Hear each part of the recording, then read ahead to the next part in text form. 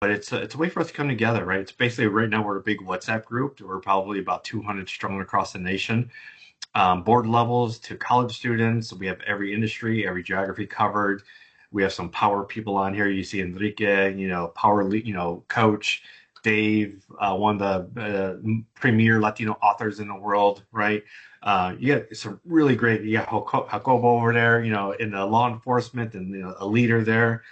Just some really, really great talent in here, amongst many others, right?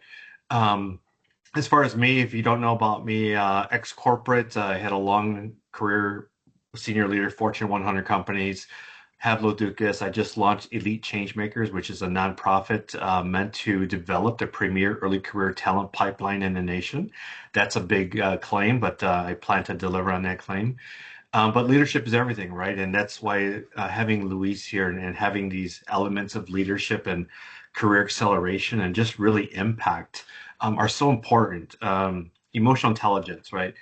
Even within the Latino community, we're more fiery. We're very, we put a lot out there, right? But when it comes time to do business, when it comes time to manage through conflict, you got to keep cool, right? You got to be poised, right? And you got to understand how to work with others in a meaningful and very effective way. So I'm very passionate about this topic, and I'm so glad Luis is taking the lead. I also want to welcome all the Hispanic star change makers. So we're integrating different networks here.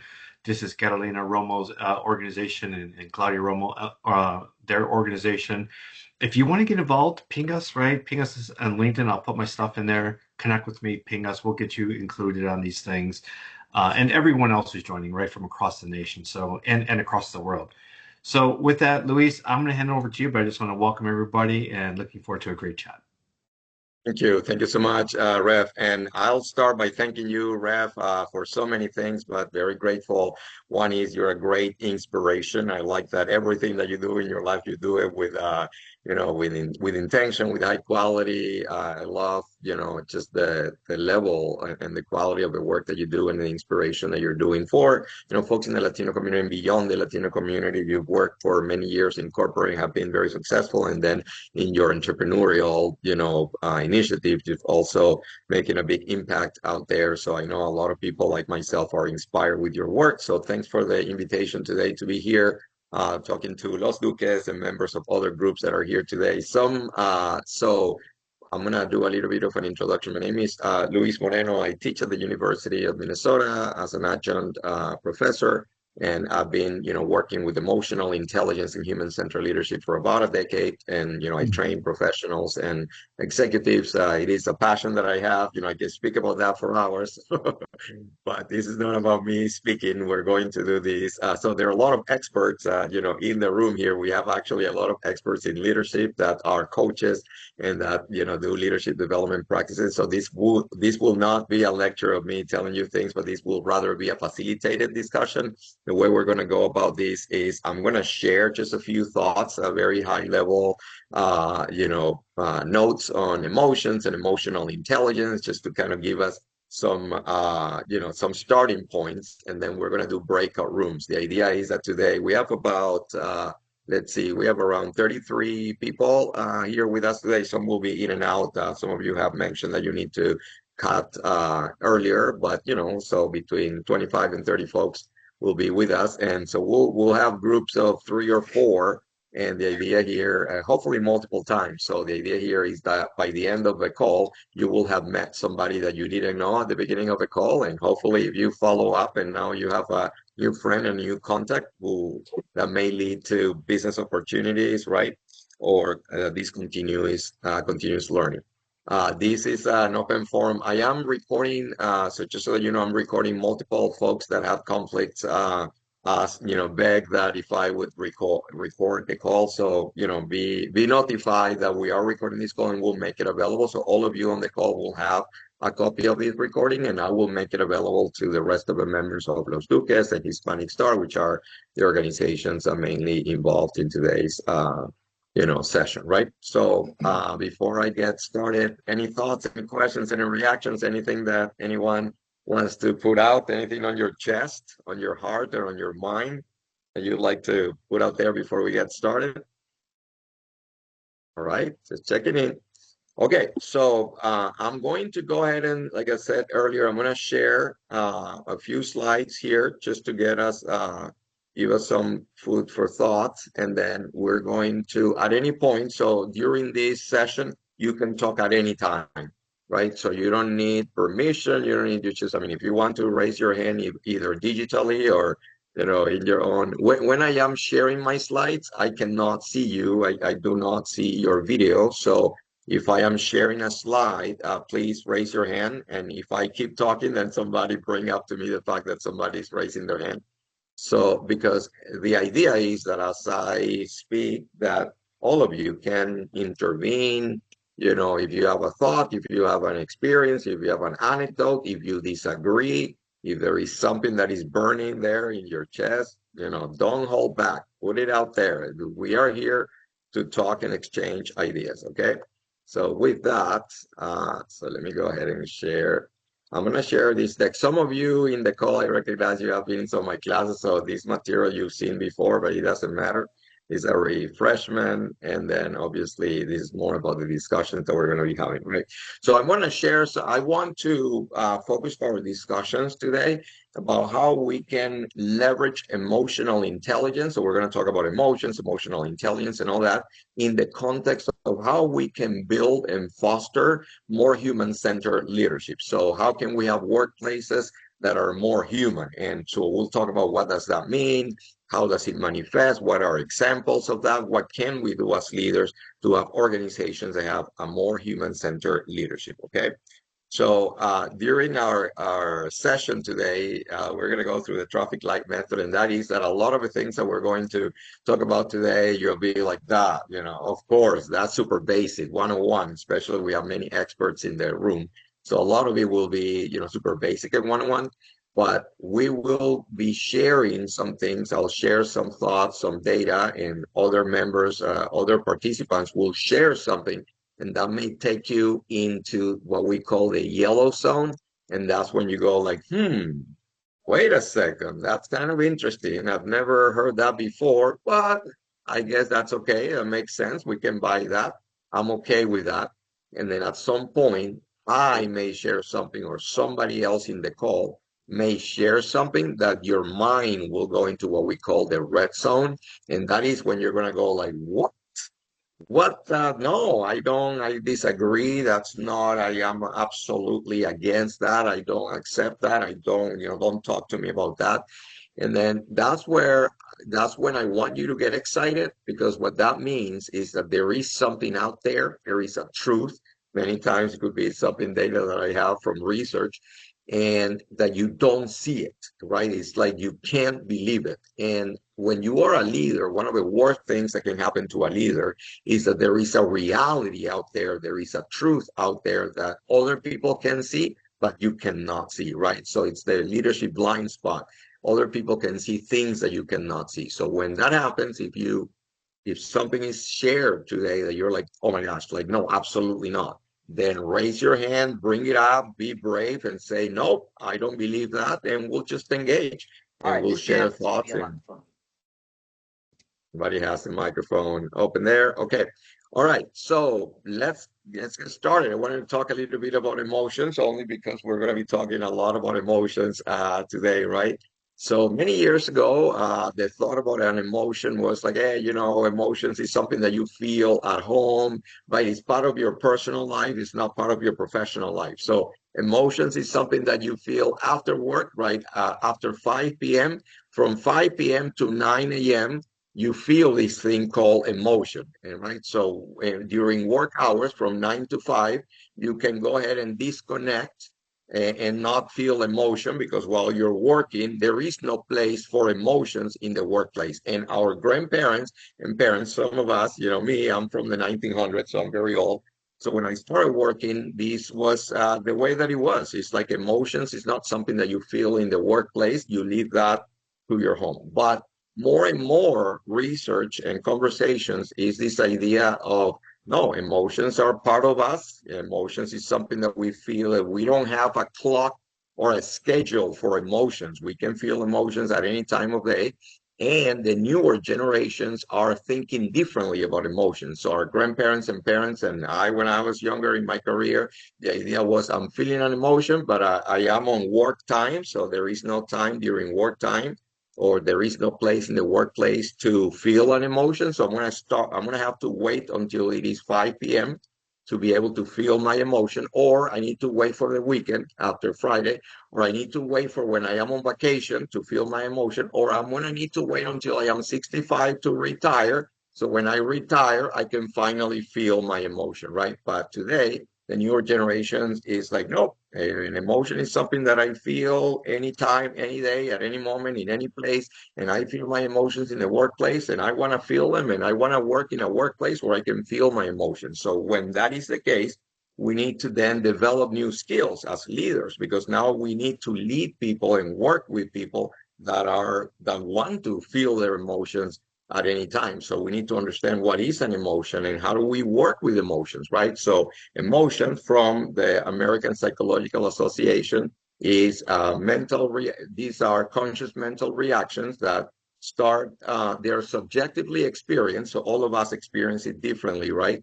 So, two people, I see my friend Mickey there, is in the call. So Mickey and I, we are in a plane, ready to get on a plane, and I am super nervous. Yeah, I'm shaking. I'm feeling an emotion of fear.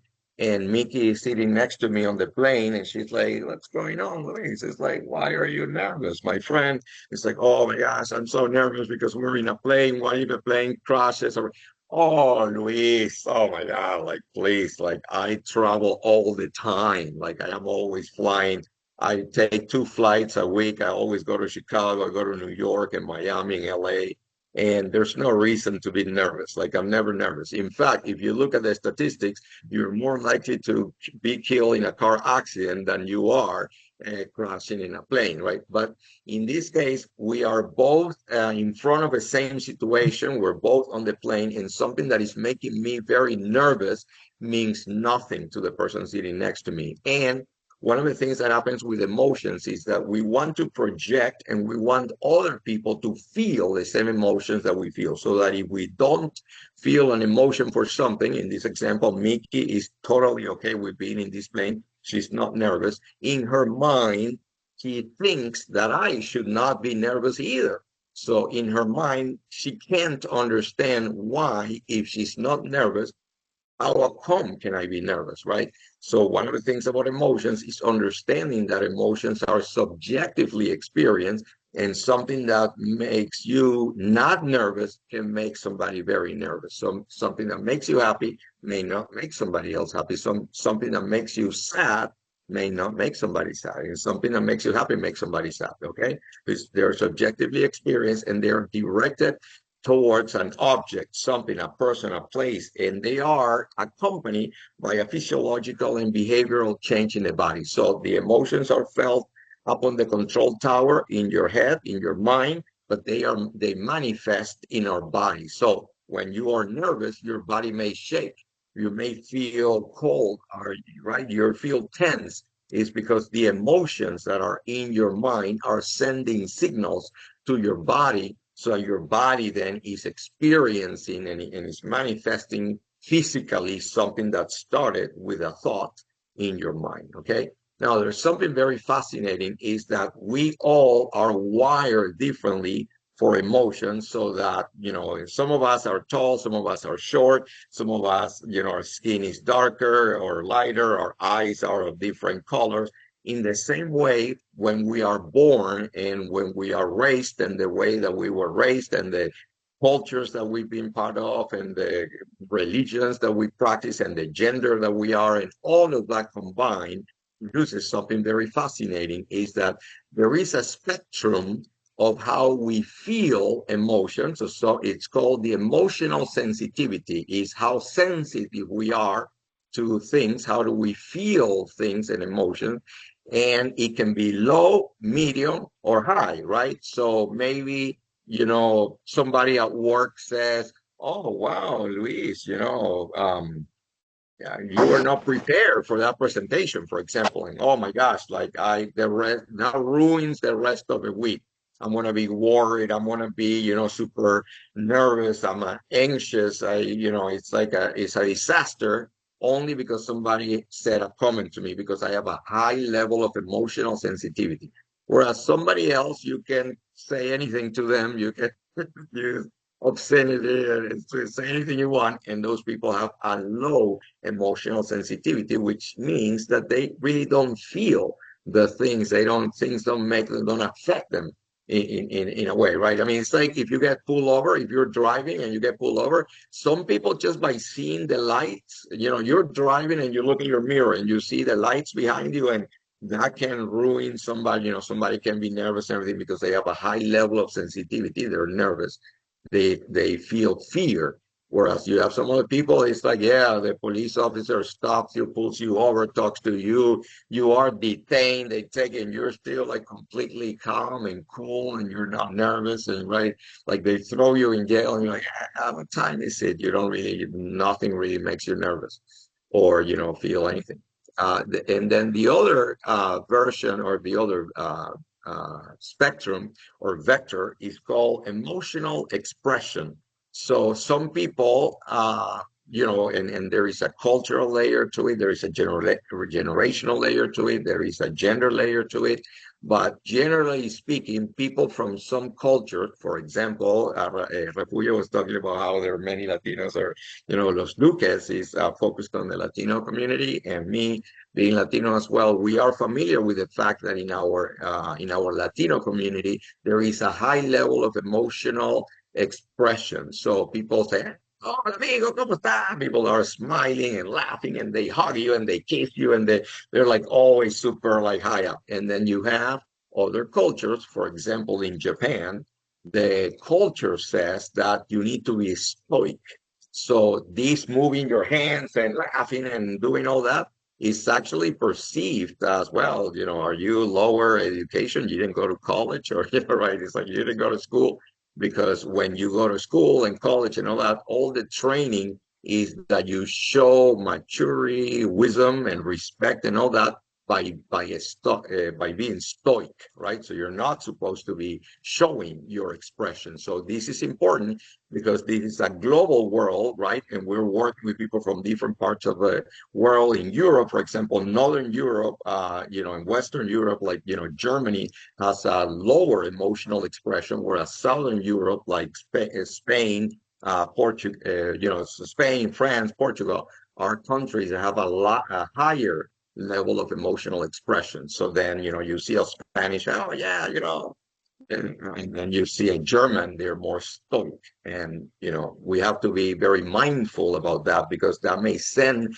the wrong message. If you have somebody in your team that has a very high level of expression, and you come from a country with a low level of emotional expression, you can perceive that person as not being serious, as not being responsible, as not being, it's like, oh, this person is like all crazy, is because of the emotion. So now, there's something very fascinating. We can combine. There are people who have a high, think about a person that has a high level of emotional sensitivity and has a high level of expression. So if you combine both, these are people that feels the things, they feel everything and they show it, right? They go to a movie and the movie has like a romantic scene that is nostalgic, and they already feel it in their heart and they're crying and everything, right? But it can also be that you have a person that has a high emotional sensitivity, but they have a low emotional expression. So they feel something, but they hide it. This is somebody that goes to a funeral. When we go to a funeral and there are people that are like totally composed and everything, that doesn't mean that they are indifferent and that they don't feel anything. They are inside of them. They may have a lot of sadness, and they are really kind of hurting inside, but they have the ability, they have a low expression because how they grew up, how they were educated, or whatever factors in them that makes them have that be very calm and contained, but they are feeling it inside, right? So that's a combination of somebody with a high emotional sensitivity but have a low expression. But what happens if you have a low emotional sensitivity, but you have a low expression? So these are people that are reserved, calm, and they really are not feeling much, and they really are not really expressing much. And there are certain professions and certain roles. We have an open microphone somewhere. Please, if you have your, please mute your microphone so we can. So there are certain roles where we need people to have a low level of expression, low level of emotional sensitivity, because we want to have a perception. For example, if you think of a judge, right? If you're going to, if there is a trial, you don't want a judge that is like, hey, oh my God, everybody's here in the room. Let's go ahead and do this trial. No, you want somebody that is very stoic and calm and reserved, because that projects, hey, it's something very sober here. I mean, this is something serious, and right. And then we have, actually, this is very interesting. You have people that you can have somebody that really have a low level of emotional sensitivity, but have a high level of expression. How can it be? It's somebody that is not really, like feeling, they go out and about in their day, and they're not really feeling things, right? They're very like calm and fine, but they are actually ready to express an emotion if they need to. So, for example, if somebody were to come to them, say, "Oh, Ra, I'm very sad because I had this situation. My mom is sick in the hospital." They are able to connect and express something to the person. They're like, "Wow, I'm so sorry about that," and stuff. So it means that they don't, they're go out and about and they're going about their day, and they're really not really kind of feeling much. But when there is a situation that something needs to be felt, and you need to express something, they have the ability to express an emotion. Okay. So I've been doing a lot of lecturing, but we're going to move very quickly here into we're going to move very quickly. In fact, why don't we go ahead right now at this point? We're going to stop. There's been a lot of lecturing so far. So we have 35 people right now with us. So why don't I'm going to go ahead and do some breakout rooms. And so I'm going to put you in groups of 3 or 4. And first is introduce yourself. Everybody will have a minute quickly to say who you are, your name, what you work on, where you are, and all that fun stuff. And then talk about what we just talked about. So think about where you are in that spectrum, in that vector. Are you low sensitivity, medium sensitivity, high sensitivity? Are you low expression, emotional expression, mid, high? And where are you at? We looked at a matrix there. And so talk to the people in your room about kind of where are you, just share some perspectives on what I have just shared with you. Okay, I'm going to go ahead and do the breakout rooms. Second here. Okay, so we are. Hold on a second. 1 second, everybody. Sorry about that. It's gonna take me a little bit. So we are 32 divided by 3. So okay, we'll do.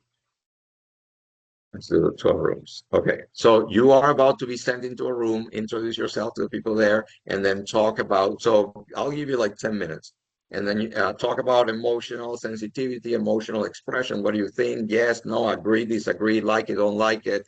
What are your thoughts? And in 10 minutes, I'll be bringing you back. Okay, all right, there you go. All right. So, is it taking you to the? It's, okay, so it's moving people into the room. All right, we'll see you in 10 minutes.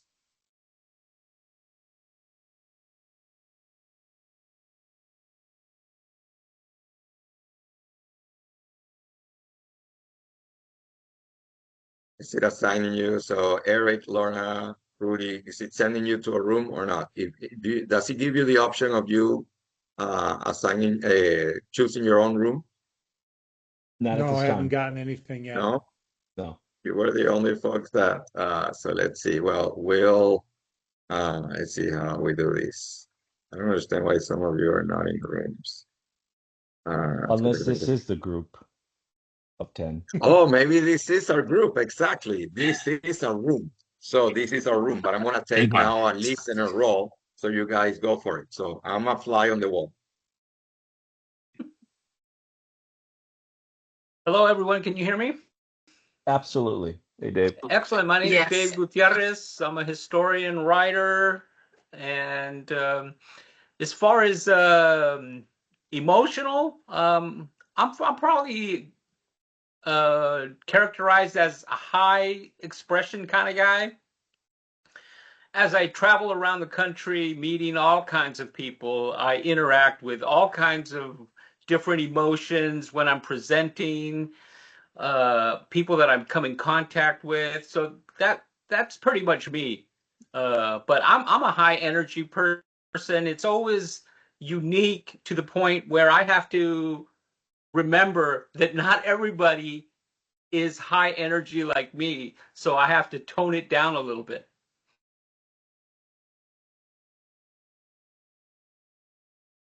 Go I'll go ahead. Well, who next. has a reaction to that? Yeah. Go ahead. Eric Beckler. I'm a leadership executive coach here in the Minneapolis area, Minnesota.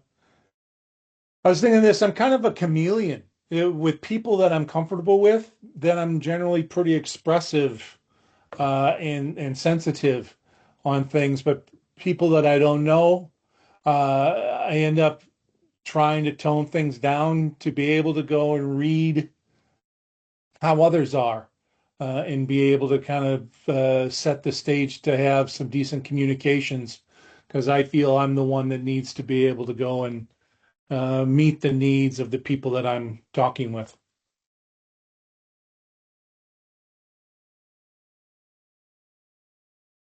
Go ahead. To keep with next one. And feel free, you can comment on Yep. somebody else. You can go back to mention something about what Dave said or what Eric said. So I'll jump in. Rudy Lacayo, based in Los Angeles. I'm an executive coach, focusing on career transitions, new to role. Prior to that, I worked with my last corporate gig, if you will, was with AWS as head of people transformation, and I've done a lot of partner roles at various consulting firms, all in the people org space. I would say a couple of things that come to me that I love, just kind of reflective on just what you've said, is that what we're discussing today, like this theme, it's a theme that is absolutely wasn't taught when I was in back when dinosaurs roamed back in undergrad and business school, that kind of thing. This was not something that was really, I never formally, if you will, got these techniques, this training, if you will, or just this kind of these learnings, if you will. It's really what I've learned in my career is that a lot of this is learn as you go, or if you're very blessed to have leadership that's assigned, leadership training that's assigned to those leaders, or a coach. It's very rare that most leaders in their early careers get this kind of formal training. I'll pause there.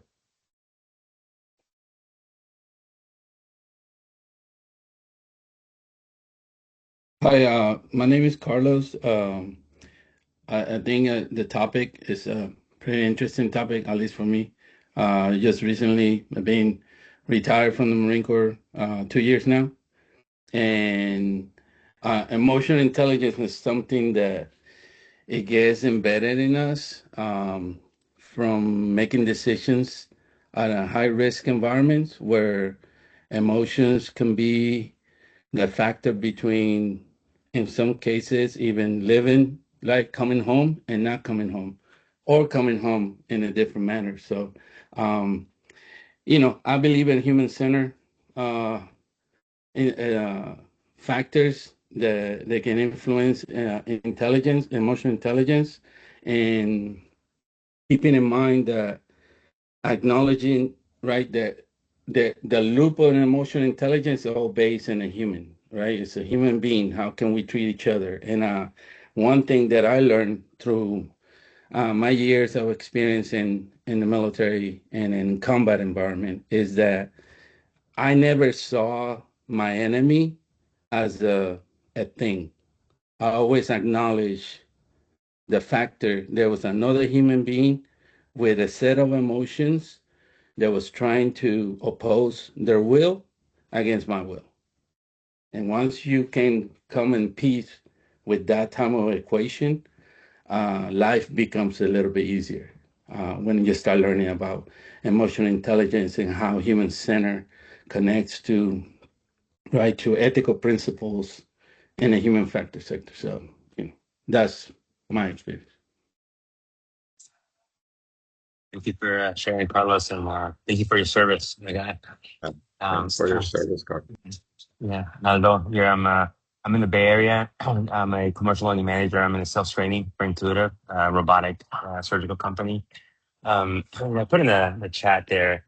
I find myself to be low emotional, but high expression. So if you know me, I'm high energy, just by nature, and so and I love to connect with people. But I'm certainly, I think that I'm not the things that I hear.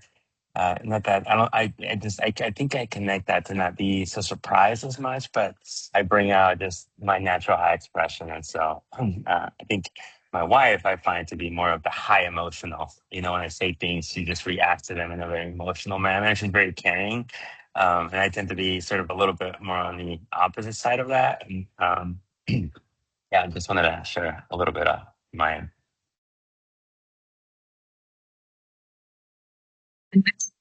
But my name is Lorna Rojas. I live between Minnesota and Puerto Rico. So I'm 1 month in Minnesota, 1 month in Puerto Rico. I work in the HR development, industry, more focused on the construction sector. For me, I'm actually low emotional sensibility. I'm very focused on me, on what I'm doing. I'm very respectful with everyone else. But for me, this topic is very interesting because one of the things that we see in the roofing industry or construction sector is that conflict between the Hispanic community and workers and the managers. And we are working in different projects, and this is actually very, very helpful just to see this. Yes. All right. Who else? Who hasn't gone? We are only a few minutes, and we'll call everybody. Yeah, David. Yeah, so hello, I'm David Olivos, a PhD scientist in big pharma, just pivoting to business. So almost finished with my MBA, and I just moved from the Bay Area to Cambridge, Massachusetts. Doing an internship right now in portfolio management, and I find myself to be low emotional, I guess, and empathetic but low emotional, and also low expression. Yes, thank you, David. And anybody else that would like to share before we go back? And who hasn't gone? Me. So Uh-huh. my name's Kelly, and I'm the HR manager for Hometown East Hardware, where I oversee human resources for 7 locations. Some of my responsibilities include recruiting, onboarding, employer relations, performance management, compliance, policy development, and partnering with leadership to support all of our teams. When it comes to me, I describe myself as medium emotional, medium expression person. I enjoy interacting with others and building relationships, but I also make conscious effort to stay in the neutral zone. I try to approach situations objectively, listen before reacting, and making decisions based on facts while still being empathetic and approachable. I believe that balance helps me build trust with employees and leaders, and as well as everyone from outside of the work environment. Yes, very good. Thank you, Kelly. And anybody else who hasn't gone? Has everybody gone now? Luis, I haven't Yeah, gone, yeah. but I joined a little late and I didn't get the question, so I'm not sure what to share. Okay. Well, the thing is that we're responding to something that we saw in so it's okay, but we'll go back to the main room and we'll continue with the conversation, then we'll send you back to other rooms. So you may see some other folks in here or not because it's not gonna because they're randomly shuffled and you likely gonna end up with other folks. So I'm gonna close the rooms and bring everybody back so that we can share what was discussed in these groups, and then so feel free to share when we go back to the bigger room. You guys are able to share. All right. He teaches So it. what? Welcoming everybody back as the rooms are closed. Okay, let's see, we still have folks in the room. Some folks don't want to leave their conversation. No. Yeah, they don't want to come back to the bigger room. They are engaged in, they're already kind of coordinating something, maybe a business or, They're right? resisting. Okay. Yeah, they're resistant to come back to, well, but anyway, all right, good. So, I mean, the idea is, I think we still have some folks that are to come back, but anyway, the idea is that during this call today, we'll have a few more opportunities to go into a room, and obviously, we want you to leave this session knowing or having new contacts that then you can follow up with, and hopefully learn together and grow together. As you know, this is all about how we grow in community, right? But before I continue sharing more with you, I love to hear anybody would like to share. We won't be able to go through everybody, but a few brave volunteers that would like to share the experience of, kind of the concept of emotional sensitivity and emotional expression. Was that something you knew? Was that something new? What was your discussion in your breakout group? What, did you learn? Have you learned something new today? And we have Parajita, Okay, go ahead, Parajita. So first of all, thank you so much for holding this session. I'm so grateful to join this. And I think it was a new concept to me because I was thinking some people are on the extremes. It's like they don't feel anything, and some of them feel a lot. So today I got to know that I'm in the middle, that I feel a lot, but I cannot express so much. And I got to know someone's the exact opposite of me. It's like they can feel a little bit, but they can express a lot. So that was like really new for me. And yeah, it was great. Very good, thank you. And actually, and obviously we have limited time, but that's a very deep. You just mentioned something that we could talk for the rest of the call about that. But sometimes we can make wrong assumptions. So when we see somebody that has a high emotional expression, we assume that they have a high emotional sensitivity, but they don't always go together. So you can have somebody that is like all, maybe you go to a birthday party and there's the party person that is all, kind of like the light of a party, but they may not really be like a very profoundly feeler. Is a person that just likes to be the party of a party, right? So we make assumptions that can be wrong. And sometimes when some people can feel a lot, but that doesn't necessarily mean that they're going to be expressing a lot. You can feel and not express, you can express and not feel, and you can feel and express, and you can not feel and not express. So all of those combinations are happen, right? Anybody else will take just a some more folks that would like to share your conversations in your group. Anyone? Any brave Luis, volunteer? my Yes, Chris. comment was more in regards to like what you said, like the cultural context, because I'm in HR and I know in one of the companies that I worked for, a person that was a Hispanic descent had like an emotional kind of outburst, right? For Latinos, like we raise our boys and long story short, that person was terminated. I was kind of shocked because if you're in a Latin country, this would have not been enough to terminate someone, right?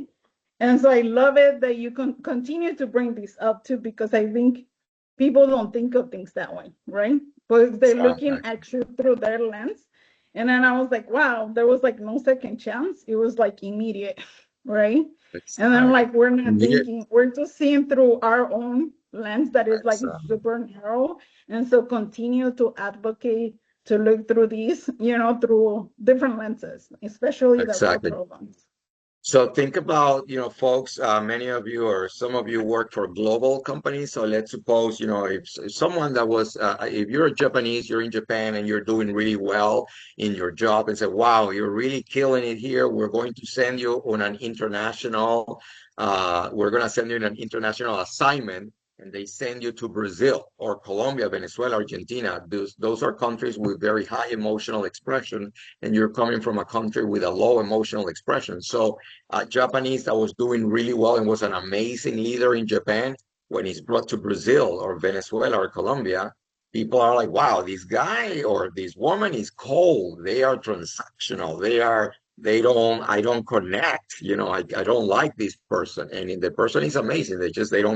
They've never really exercised and practiced the ability to show their emotions. So they are perceived as being cold, distant, standoffish, right? Transactional. And that's important. On the other, conversely, if you take somebody from Brazil and you send them to Japan, they need a lot of training before that can go well. And, there are, for example, in Japan, in the train, there are a lot of complaints because the Japanese feel uncomfortable that folks that come from other parts of the world, they are in the train, they're talking and stuff. And they say, wow, you're disrupting. It's like, no, we're just happy. We are tourists and we're happy to be in Tokyo and we're talking.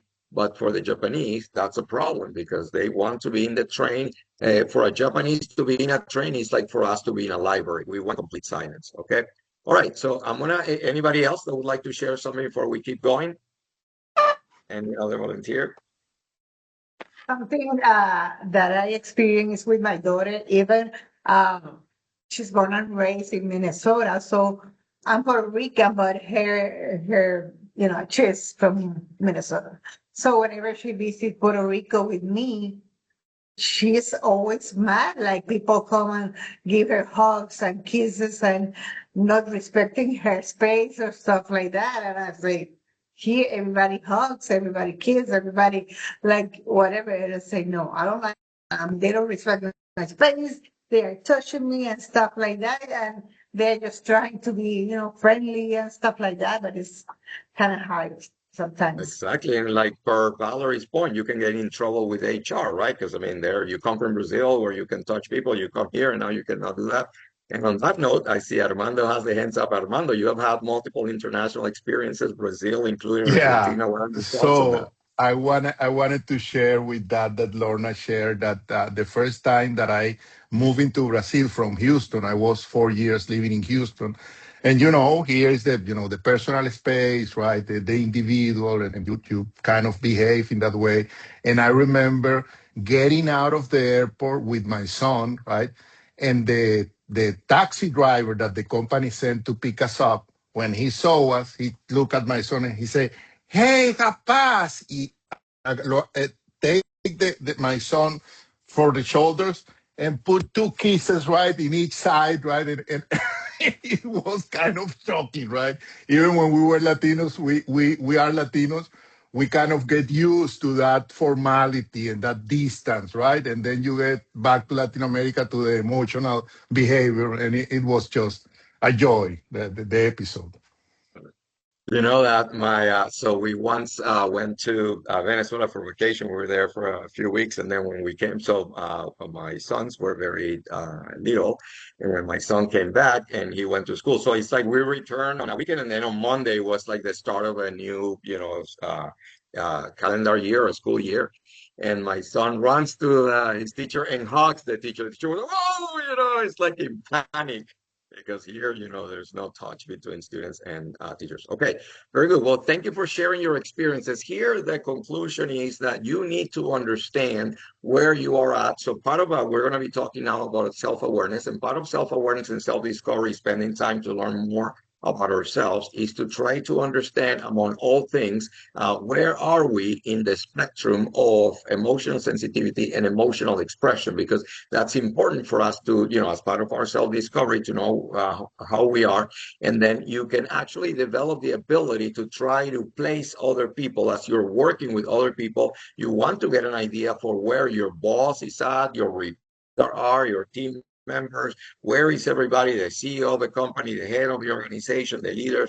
Try to position everyone in these vectors. You can take a map, you can take a piece of paper and graphically put the vector and then kind of position them, because that's going to matter, because you need to adjust how you operate based on how people, right? I mean, so if you have bad news to share, wow, the plant is on fire, or whatever, we lost the client, the client is unhappy, doesn't want to continue work with us. Well, you need to know how, where are people in the emotional expression and emotional sensitivity, because you probably want to go talk first with the folks with the lower emotional sensitivity so you can have a conversation with them and build some, momentum and some support before you go to talk to the people that have a high emotional sensitivity and expression. Okay, I'm going to keep sharing the slide so we can keep moving forward. So here, we just talked about that. So on that note, the important message here is that in this new world, in this new time where emotions are brought into the workplace and people want to lead their emotions, then we need to learn how to identify our own emotions and how to develop the ability to sense and identify the emotions of others so that we can then make adjustments and navigate, with our emotions to have more effective social and interpersonal relationships, right? So what is emotional intelligence? Emotional intelligence is basically that science that allows us, gives us the opportunity to become more self-aware of our own emotions, right? So spending time to say, okay, what makes me happy? What makes me sad? What are the topics I got? What are the triggers for me? Maybe I have an experience in the past when I hear certain things that, triggers me, right? So I can be ready for that. For example, if politics are hard for me when I hear, I am very much to the side of the aisle. And when somebody talks about this candidate or this elected official, whatever, it just makes me mad. Now I need to know that in advance because I need to prepare my emotions because I cannot be, if I'm at work and somebody mentions a person that I don't like and I'm going to be a mess every time somebody mentions that word, well, that's not going to work, right? So I need to spend time to learn what are the triggers, what are the things that get me off, because emotional intelligence is about balance, it's about equilibrium, it's about finding that center where you are, calm and relaxed, kind of in the middle. And then if you can identify what are those topic things, words, whatever that are triggers for you, you can be preparing in advance so that when those stimuli, come out, then you don't react. So you are not a victim of your own emotions. Okay. And then, so what is emotional intelligence? It's the capacity to be aware of our own emotions and manage our own emotion, and also the ability to identify the emotions of others so that we can develop what is called social awareness that allows us to have more effective social relationship, right? Interpersonal relationship. People ask all the time if emotional intelligence is something that can be learned or not. And the answer is yes, it can be learned. You need to practice, right? Trainings like this help, but this 2-hour training won't make you more emotional intelligent. It's more about learning this, going from here, watching videos, reading books, and practicing. Is the discipline to be practicing it for time. So I've been practicing emotional intelligence for over a decade, and I am thankful because I feel that I can handle situations better now than I would have been, 10 years ago. All right, so just quickly, the 4 components of emotional intelligence is we take awareness, our consciousness, our ability to observe and understand what's around us, and then management, which has to do with the adjustments that we can make to adapt to a certain situation. And we have self on the left. Self is us, and then others, which is the systems around us. So when we combine these, if we combine the awareness with self, that gives us self-awareness, which is the consciousness of who am I? How do I come across? What are the things that make me happy? What makes me sad? What vibe do I bring when I come to the office? When people know that I am in the office, are they happy? Are they sad? When somebody's sitting at their computer, they're looking at their inbox, and there comes an email from me. When they see my name, what do they do? Are they happy? Are they sad? Are they nervous? What does my name does to other people, right? What am I projecting? So there are people who, when you get an email from them, before you open the email, just by seeing the name of that person, you can already feel something. For example, you can feel, oh my God, like so and so, I just got an email from, Armando. Oh my gosh, like I need to go get some coffee because before I can open that email. Why? Because every time Armando writes to me, there's always something that is charged. It's something that he's not considerate. He's always blaming, and so I haven't read the email, but just by all the emails that person sent, I'm already worried about what's going to be in that email, right? Whereas there are other people, right? So there's Mickey there in the call. I get an email from Mickey, and it's like I haven't read the email. I am in the middle. I am having a tough day. It's a problem. I'm trying to go through all these challenges that I'm having. And when I look at my inbox, I see that there is an email from Mickey. Mickey is part of a project.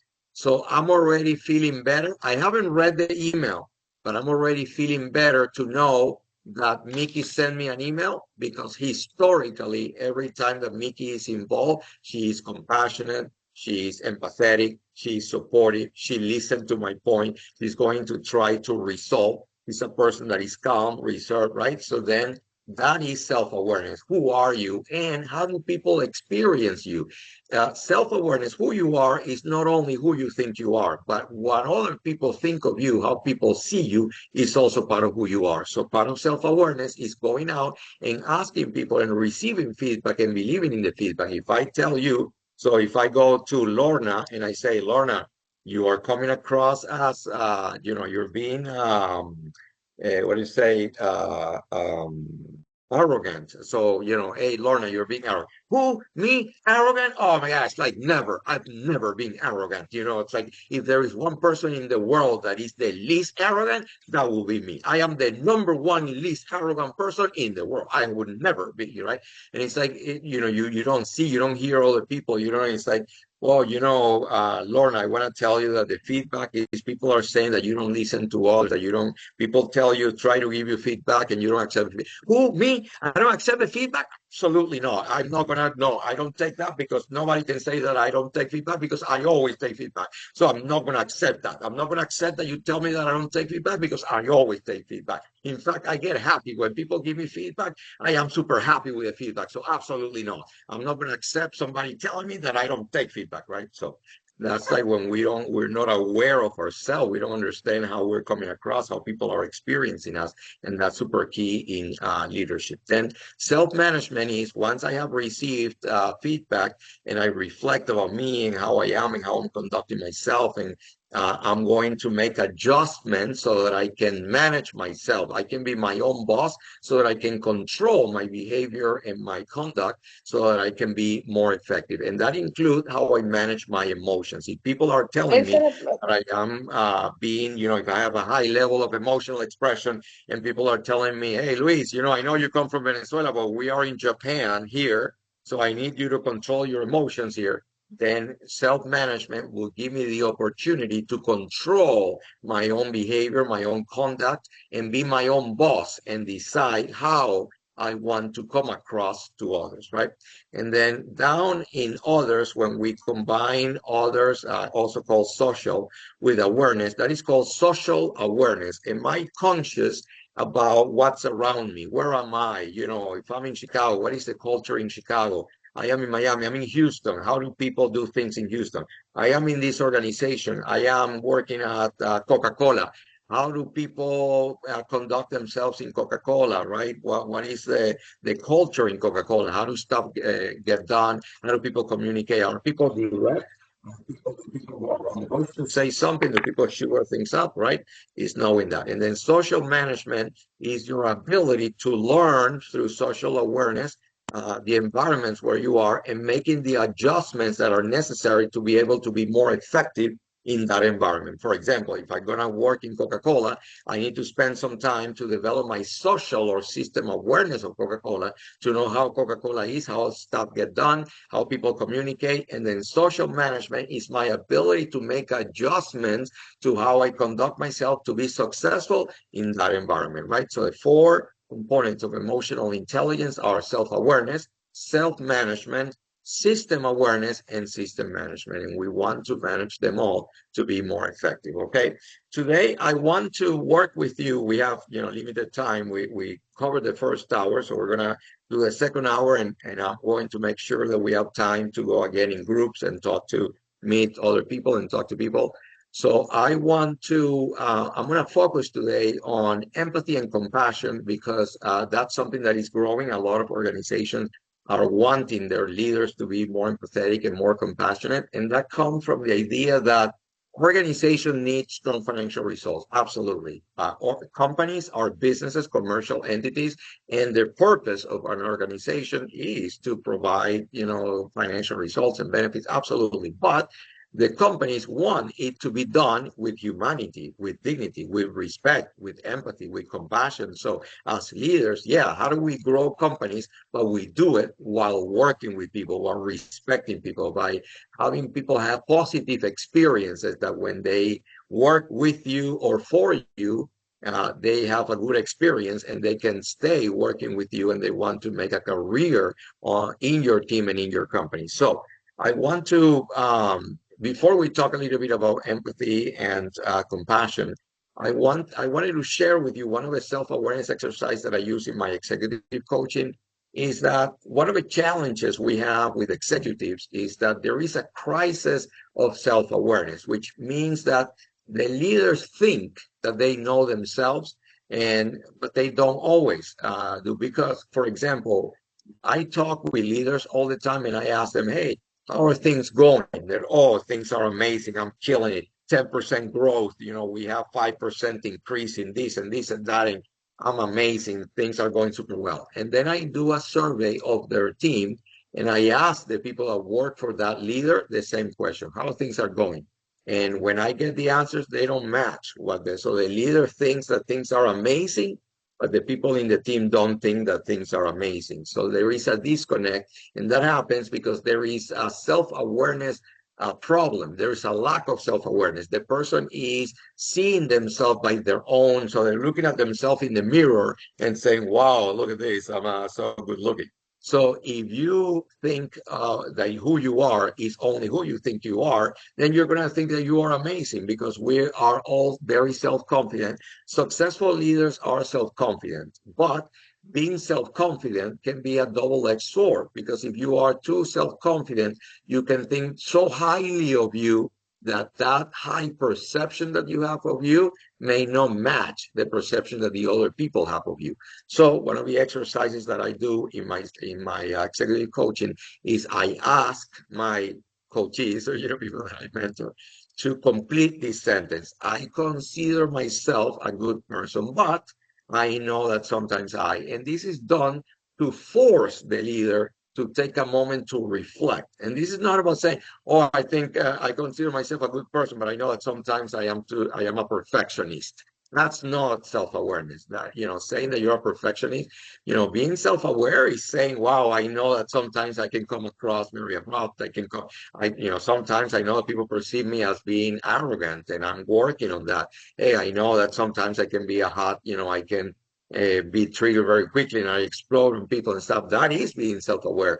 Being self-aware is being aware that there is something about you, that not everything about you is perfect, that we are all imperfect and we all have something that we can work on, that we have room for improvement. So being self-aware is being brave enough to identify something in you that could be better and that you're okay with it. You've made peace with the fact that there is something about you that other people think could be better and you can accept that it could be better and you want to work on it, right? So at this point, take a look at this, take a look at the sentence, write it up or go ahead and type it if you want, write it down. And we're going to break you up again in breakout rooms, right? So in these breakout rooms, go ahead and share with others, complete the sentence. I consider myself a good person, but I know that sometimes and this is an invitation for you with new people that you didn't know, your new friends, to open up your heart and say, what is it? What is something about you that you're still working on that you would like to be better? To see if you feel brave enough today to go ahead and confess. It's a confession today. So we're going to go ahead and, wait, I think that this may send. Oh, wait. I think it's sending you in the same rooms. I don't want you to be with the same people. So I'm going to shuffle you. So let's see. Hold on a second. I'm going to shuffle you because I don't want. Uh,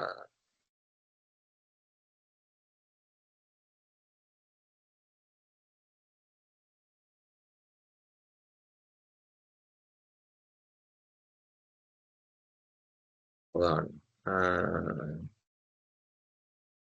I don't know. My computer. Stop here. Hold on a second. Are you guys? Something happened with my computer. I don't know what's going on here. Okay, here. I think guys, that this is not a room, so I'm going to assign you. So I'm going to assign each one of you into one room. So, all right, yeah. Okay, hold on. I'm gonna assign you guys. So let's see, Carlos. My computer is going crazy. Not sure what's happening, but it's like it's not letting me. Are you guys able go into rooms, go into your own computer and go into a room and see if it lets you go into a room? Like see if it lets you like say I want a room, I want to go into room 3. Does it let you go into a room? There's no button on my end But that allows us, here's a room, pick one. okay, let me see if I can.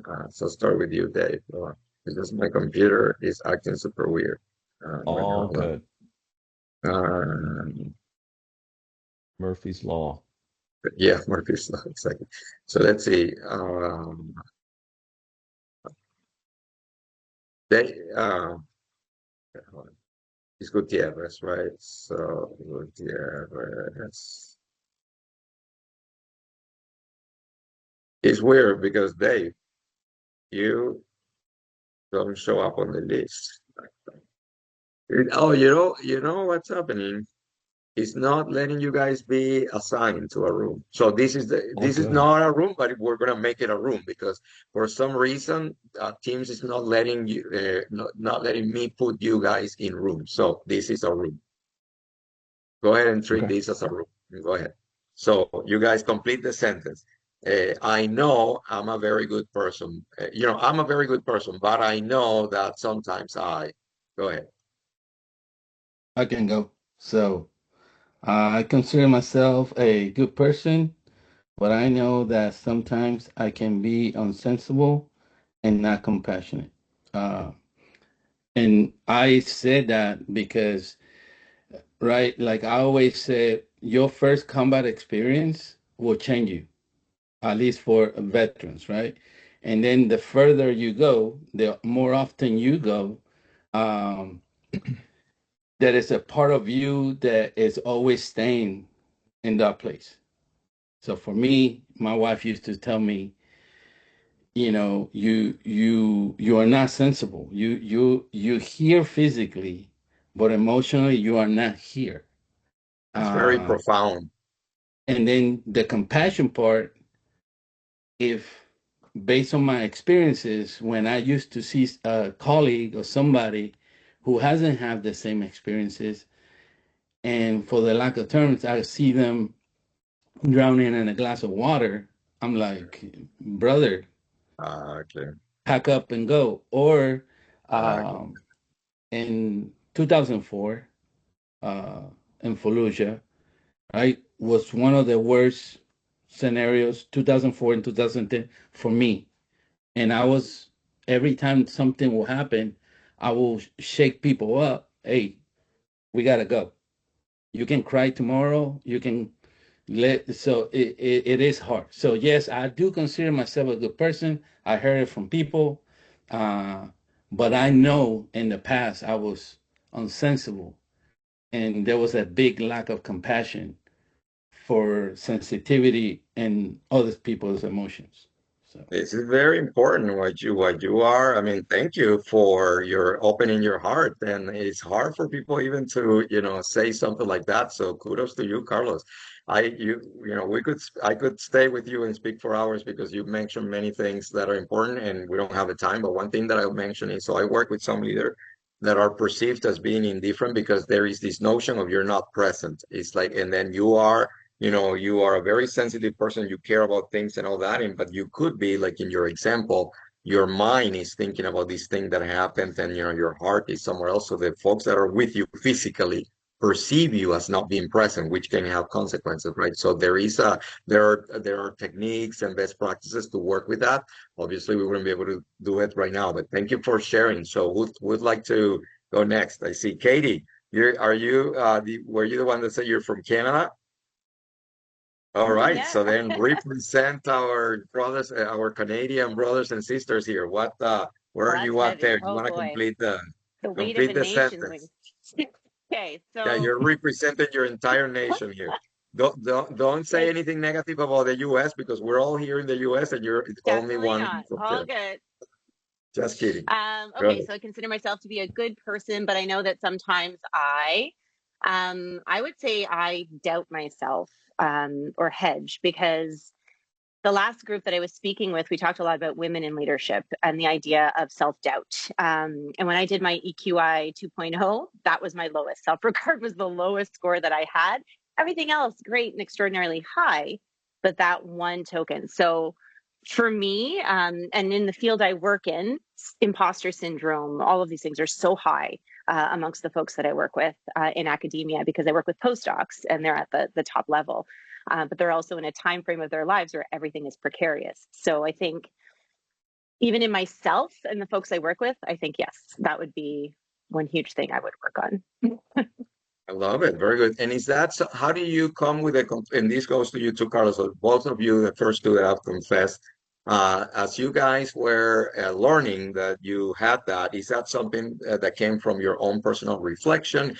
Have you had someone come to you and offer you that feedback? Has anybody come to you and say this? We'll start with Katie. Katie, so have you had someone offer you feedback on that? Yes. So I have had through McMaster University coaching sessions and things like that with respect to being a leader and management. So with those coaching sessions, again, this was something that was abundantly apparent, pointed out to me. And even looking back on decisions I've made and choices and sort of the time in which it might take me, it might be different than others because of the self-doubt. So yes, and in the position I am now, all of the choices are mine. I run the program on my own, so it's very hard when you don't have another brain to pick at as well to understand the choices you're making. So I think yes, it has been pointed out. Well, what I'm excited about is the first two, because we want to hear from everybody, but quickly, the first two people that spoke, you're showing self-awareness, right? Because you're not saying, oh, because I'm a perfectionist, but you're rather, opening your heart. Katie, you're talking about, self-doubt and things like imposter syndrome. And many times it's hard, it's hard for, you don't hear men saying that they have imposter syndrome, but right? But some men do. And I'm glad to hear and to see that honesty with yourself, right? And that courage to recognize an opportunity in you. And I was asking both Carlos and Katie, if you have gotten feedback, because feedback is hard. So when people come to us with critical feedback, we dismiss it. But many times people are telling us something that can make us better. So the question here is, do you listen to feedback? Do you believe in feedback? Do you respect? Do you act on feedback? And all that. Okay, but let's keep going because we have limited time and we want to make sure we go through everybody. Why don't we Alex, actually, in the other call, you didn't have an opportunity to talk. So I consider myself a very good person, but I know that sometimes you want to complete the sentence. Yeah, I know sometimes I struggle with discipline. It honestly, when I look at it's like, man, try to benchmark against others who are continually day in and day out doing the things. And it's something that I get spurts, I get bursts of motivation, but motivation is not discipline. And being able to execute consistently is something that I know I need to get better at. And I'm trying to surround myself with people that are good and can help me do better. But that's something that I know for me personally is like, if I could really dial that in, whew, world's my oyster. Alex, I'm going to tell you this. Kudos to you and congratulations, because very few people would say that. And the fact that you have identified that and you can say it comfortably and naturally, that's the key to success. So now it's like Alcoholic Anonymous, right? The first thing is to identify the problem, to accept it, right? And then to work on it, right? So if you're willing to work on it, man, the sky is the limit. David, you want to follow that? Yeah, make sure my mic is off here, or mic is on here. So the question, I consider myself a good person, but I know that sometimes, and for me, it's sometimes I can come across as being very combative to others because I'm passionate about what I believe in and things like that. So, and you said something very powerful, Luis, when you talked about getting an email and somebody looking at your name. What is their response when they see your name in the email, right? I mean, that is powerful because you have to have that self-awareness. What do you want your name to come across as? And again, that's very, very powerful. And for me, it's are people going to roll their eyes? Oh, here comes Dave. He's going to give me the gospel of the day, because that's something that I'm a strong believer in. Is Dave going to be talking about other aspects that we don't agree with or things like that? So my self awareness is, how do I come across? How do I get my point across without offending anyone? And that's a Exactly. big piece. Yeah, and there the key is if you're open to listening to others. So go out. The thing about feedback is we can go out and look for that feedback, right? So sort out that feedback and ask people, like ask your spouse, your children, your neighbors, and your coworkers, your boss. Hey, how do you see me? How do you experience me? And actually the setup is important, right? Hey, I am working on a program to self-awareness improvement. And I give you permission to, if there's something that you think about me that you've never told me, like, I am open. And then when the people start telling us that we have to, like, shut up, listen, don't be defensive, and let people tell you what they think, because many times people are afraid of telling us what they think of us or if we start, the moment that somebody says to us, well, Luis, because you are a little arrogant. Oh, come on, but you're really gonna tell me that? And then the person it's like if your child says to you, you have someone in high school and says, hey, dad, my friend Pedro is using drugs. Oh my God, like, how can you be with him and this and that? Well, he's not gonna tell you the rest of the story. That shuts down the communication. The kid is not gonna tell. Maybe there was more to the story, and right there you shut the communication. So it same happens with feedback. Okay. So thank you, Dave, for the opening up. And actually, so just for whoever is not in Los Duques, Dave being a member of Los Duques, we have a WhatsApp group, and I give you credit, Dave. That one of the things that I like about you. So you are combative, but I like it that you don't let things. You stand up for what you believe, and there is credit to that. So I like it that in Los Duques you bring up, you say, hey, I'm sorry, Carlos, but here's my point, here's what I think, and I think you say respectfully. It comes out across strong because you are a man of a strong beliefs. But I give you credit for that, because many times we hear something that we don't agree with, and we just kind of let it roll and let it go, and we don't really stand up for what we believe. So if we learn the language to standing up and saying our values, that's important. We're running out of time, but I'd like to hear a couple more quickly. Maybe David Olivos, we go with you, and then Rudy, and then we'll have to come back before we lose the rest of the group. So David Olivos. Yeah, yeah, I think I'm a good person. Um, the thing is, I think I one thing I got to work on, I guess I'm natural introvert.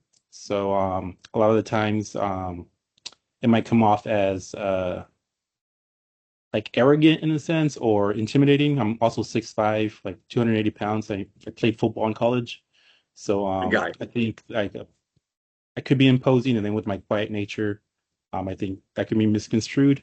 But I don't know, I try to be my best, the way my mother brought me up with values, Christian values as well.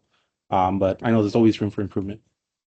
And the humility is important. So you come across as humble, and that's important, David. Rudy, just close us up. We won't be able to go through everybody Yep. because we have to get back with the rest of the group. Rudy, close us up. I think I'm a good person, and the things that one of the areas that I'm working, because I'm working on many. One of the areas that I'm working on is just it's okay not to be, not like this whole being perfect or getting it right or being as prepared as I can.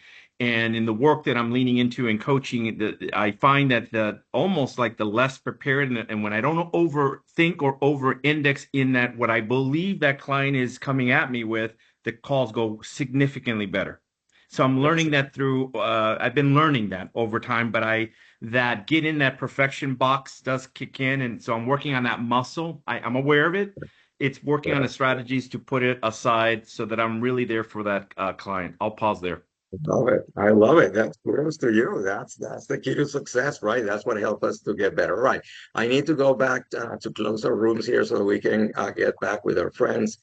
And so feel free to then share any of your reflection from this conversation with the bigger group, anything that you heard here or something that just comes out of your mind. But we'll get everybody back together. So we'll see as rooms close. You caught me out in the middle of a great explanation. You were- That was good well, though. It Yeah, was good. same. Or you his can go Him and ahead I were here. in a room. yeah. He was saying something so important, but he just got cut off. That's how life works. But you can now here in this bigger group, you can complete your thoughts here. Go ahead. Go for it. Don't No, hold no, back. no, Luis. We were going sideways with the Venezuelan situation, so I'm not going there. Okay, good, good. Well, now that we're back here, we'd love to kind of hear from you. Any thoughts, any reactions that you had from the conversation in your groups? Anything that you like, anything of anything, either something that you said, something that somebody else said, something that was not said in the room, but you're now thinking about it. Anything.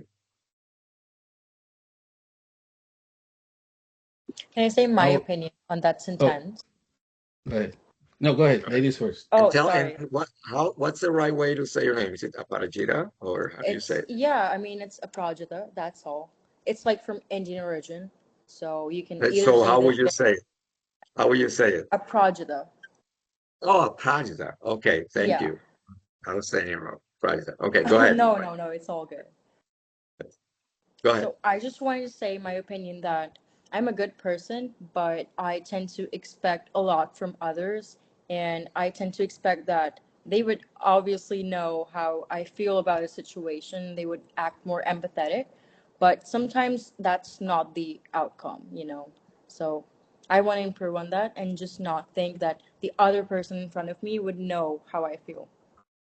That's You know all. what they say, right? It's like lower your expectations and you'll be happier. No, I'm just kidding. Right. All right, Armando, you want to share some Yeah, thoughts no, on I that? just want to share something that Johnny Murillo, my friend Johnny Murillo, said in the conversation that hit home with me, and is that when you don't have self-awareness, right? You can involuntarily burn many bridges at relationship levels, right? So it's not only important to improve, right, and know your blind spots and your improvement areas and work on those, but also to avoid doing damage, unintended damage, let's say. Exactly. Actually, and that's a great point. Thank you, Armando, for bringing that up. Because sometimes, for example, I talk to folks and say, oh, I noticed that at work I'm not being invited to these meetings. Like they're inviting me less and less to these meetings. And they're like upset and I say, well, take time to reflect. There may be something that is how it could be you yourself with your behavior and how you're going about yourself. That may be making people, when they are going to think of who should be in the meeting, they're like, oh, I don't want Pedro there because Pedro is the guy that is always like, all right. So then that's a moment for reflection. People are not inviting me to these meetings. I need to think about and then go and ask for feedback. Say, hey, Dave, you used to invite me to these meetings. I see that you stopped inviting me. Is be honest with me. Is there something and opening up? So it's like, hey, Dave, I get it. There is something that I'm doing that is making you not invite me more to these meetings. I want to improve. So please go ahead and tell me and let people tell you. Right, Carlos?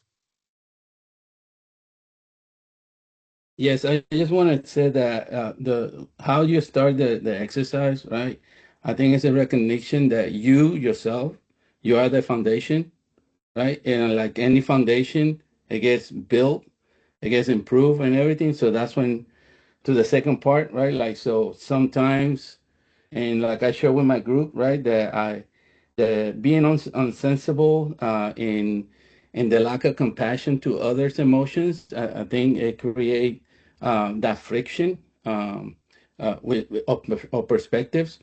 Right. For me, one of the biggest thing is trying to fit in society, and we always hear the term for veterans.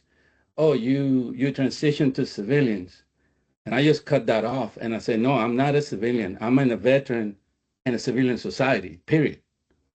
So that makes me more aware of okay, here's my emotions. I have to be able to control them. I have a good coach. My son, he's 16, so he'll tell me how it is. And because he doesn't sugarcoat us like that. What why do you act like that? Why do you speak like that? Why you and your friends, like my colleagues. And I think that creates, right? So once you begin with, I am a good person, right? That's your foundation. And then you start building pillars and Exactly. Thank strengthen you, that Dave. foundation. So That's a great point. Why the exercise starts like that. As I'm a good person is because we really are all good people. We mean well, but it's about recognizing that it doesn't matter that you're a good person.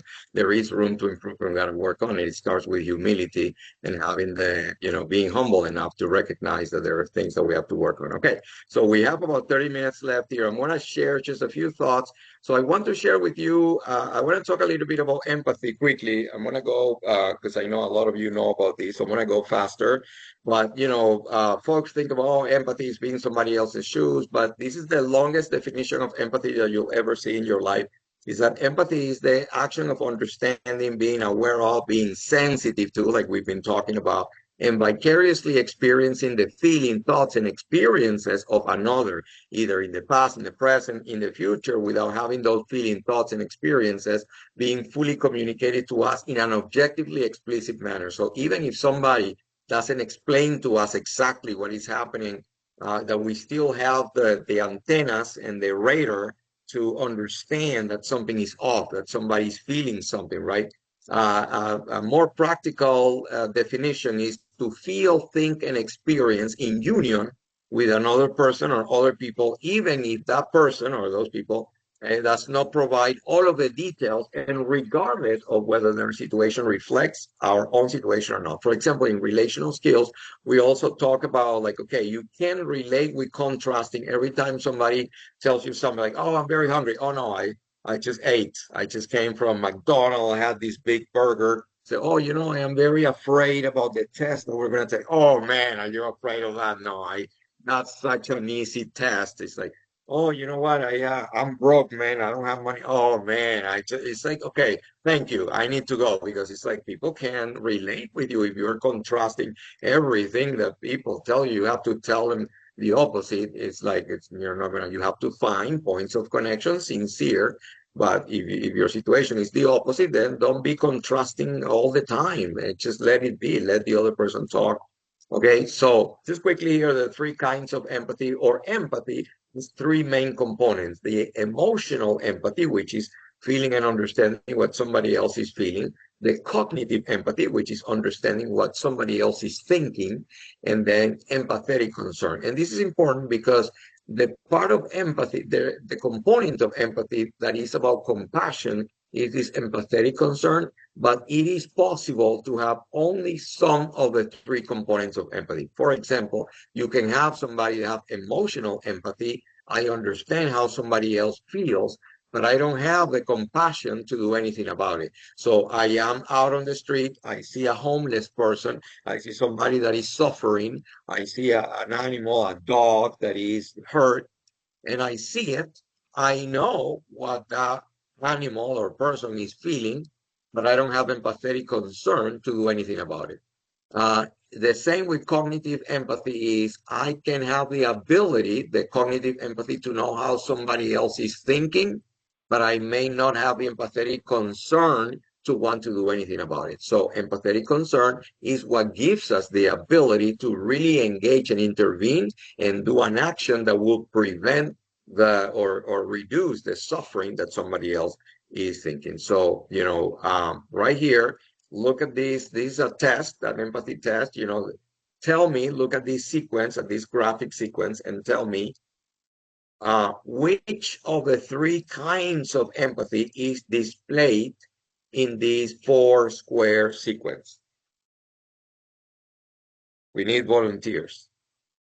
Oh, by the way, and I forgot to mention, I'm trying to go fast and I'm missing part, but I forgot to mention that cognitive empathy, one of the manifestation of cognitive empathy is the asking of questions. So when you ask people questions, it's because you're trying to put the puzzle together, you're trying to connect the dots. So intellectually, you're trying to understand the logic of something. That's why you ask questions. So the asking of question is a manifestation of cognitive empathy.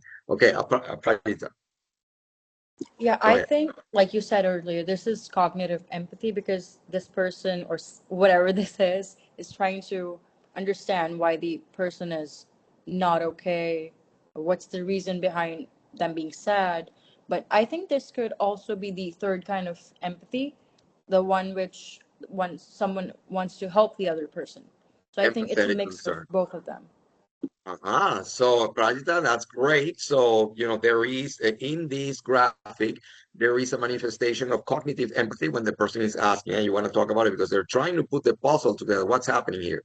And then Prajita is saying that here, this manifestation of empathetic concern. The person is saying, I want to do something to help you and support you.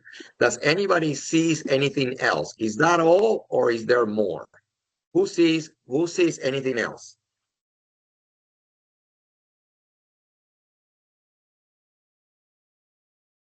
Any volunteer that may see I something think by, beyond. Uh-huh. I think by Go ahead. sitting together, by sitting together and side to side, there's more feelings to it. It's actually feeling the other person. I forget the name. It's Uh, emotional empathy. emotional. So there is. Absolutely. So there is emotional empathy manifested in this graphic sequence, and it's actually in more than in one place. So you are right. At the end, when the person is sitting, that is showing empathetic concern, is also showing emotional empathy. And where else is emotional empathy being manifested here? Who sees it anywhere else? By questions, when you ask questions, you care. At the beginning, because the person notices, senses that something is off. When they say, hey, are you okay? The person is sensing that emotionally there is something going on here. Okay. So here's so just quickly, I'm in Minnesota, so it can get pretty cold here. Not now, but it will get cold in November and January. So when we, run into somebody and the person says, I'm cold, we tend to react and say, no, it's not cold. It's hot. I'm warm. It's warm. I am warm. Like saying, it's like it's not cold enough for you to be cold. It's like I don't believe that you are cold because it's not cold in it.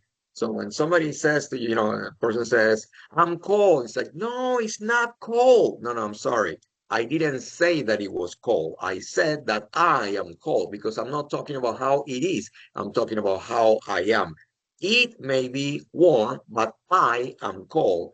You may be warm, but I am cold because I'm not talking about the weather. I'm talking about me. I'm not talking about you. I'm talking about me. And I don't need for it to be cold for me to be cold. I don't need for you to be cold for me to be cold. I can be cold independently, right? Because the emotions are experienced subjectively. So you may be afraid and I'm not. Maybe you're not afraid and I am. We go to this has happened many times. People go bungee jumping, and when they are there, somebody says, I don't want to jump because I'm afraid. Oh my God, and this and that, and jump. And somebody throws the other, pushes the other person. There have been accidents and all that. It's like respecting other people, right? It's like you may not be afraid, but somebody is. You may not be cold, but I am cold. I don't care that you're not cold. I am cold, right? Because it's not about the weather. It's about me. I am cold because I come from Venezuela. I come from the coast, right? So something that is a normal temperature for you can feel very cold for me. Or maybe I am sick. And when I am sick, I feel cold even when it is not cold. Okay. All right. So just quickly here, as we move towards the end of our session, Harvard Business reviewed did this great graphic where we are sitting here at the bottom. So we have here on the bottom understanding of other people's experiences. We have willingness to do something about it, to support the person. If we are at the low level of understanding people's experiences and on low level of being willing to do anything for anybody, we are in the pity territory. I feel sorry for you. If we increase these two things, we go into sympathy. I feel for you. Then if we enter a high level of understanding of other people's experiences and the willingness to do something about it, we get into empathy. I feel with you. I accompany you in feeling this, and I want to feel this with you together. And the highest manifestation of emotional intelligence is empathetic concern, which is also thought of as compassion. Is not only that I feel with you, but beyond that and on top of that, I am here to do something about it. I am here to help. If we look at it graphically here on the left, we see this is a manifestation of pity and sympathy. Oh, that's too bad. Hey, you are in trouble. It's like, yeah, thank you. But then here is empathetic concern is not only about identifying that the other person is in trouble, but this is rather about looking for what are the resources and the tools to do something and help the person, right? So here you look at it and you say, that's too bad. Here you go and look for the needle and the thread, and you come in to offer help. So I'm going to give you, we have only 30 minutes left. I'm going to give you, before we leave this session today, I want to give you a gift. And the gift is that I'm going to give you 5 tips to become a more compassionate and a more empathetic person, right? So to be able to be more compassionate and more empathetic, you need to think about it in this way. Empathy is a gift. So when you give empathy to somebody else, you're giving that person something valuable. That is a gift, right? It's the gift of the moment. Is the gift of taking making the decision to place your own experiences, beliefs, feelings, emotions on pause in a moment so that you can honor this person's moment in reality, okay? And the first visual that I want you to think of is the thinking of a piece of furniture that has a drawer. So when you have somebody that comes to you into your office and says, hey, Armando, I need to talk to you. A report, somebody that reports to you says, I have something very important that I want to talk to you about. You need to have the visual in your head of a piece of furniture that has a drawer. You open that drawer in your mind, in your imagination, and you take the things in your mind that are important to you, your own experiences, your own belief, your background, your veteran status, your marital status, your socioeconomic status, your experiences, your memories, your belief, your religion, all of that, you take it and you put it inside that drawer and you close the drawer so that you can put your own world in that drawer and put it besides, aside for a moment so that you can concentrate on what the person that is in front of you is about to tell you. So you make it about the person that is in front of you. So with that, I'm about to start giving you the 5 tips that will make you a more empathetic person. And we start with tip number 1. Tip number 1 is it's not about you. It is not about you. It cannot always be about you. It can be about you sometime. For example, if it is your birthday, it can be about you. If it's your graduation, if you got promoted, if you are expecting a baby, you just had a new member of your family, you got a new, yes, it can be about you. But it cannot always be about you. You cannot live your life as a leader where anyone who comes to tell you something, you're always going to be turning the story and making yourself the protagonist of every story that anyone tell you, right? Somebody comes and tell, oh, because I went to Chicago last week. Oh, what? You went to Chicago? Did you know that I am from Chicago? Oh my gosh, like I grew up in Chicago. About 2 weekends ago, I went to Chicago. I saw my brother. We went to this restaurant, and it's like we can't tell you anything because whatever we want to tell you is always about you. You're not going to be a great leader. So tip number 1, it cannot always be about you. Now, a lot of people come to me and say, I don't know how to tell whether I'm making it about myself. And I say, well, I have a tip for men, tip for women, but because we don't have time, I'm going to share with you a tip that works for women on how to check yourself out to know if you're making it too much about yourself. So the next time that you are invited to a wedding, you go to the wedding, and when you're in the wedding, you have to look for the bride. You look for the bride. When you find the bride, you look at the bride from top to bottom. Look at the bride, the hair, the dress, the shoes, the accessories, the earrings, all of that, the flowers. Look at the bride very attentively, and then run to the bathroom.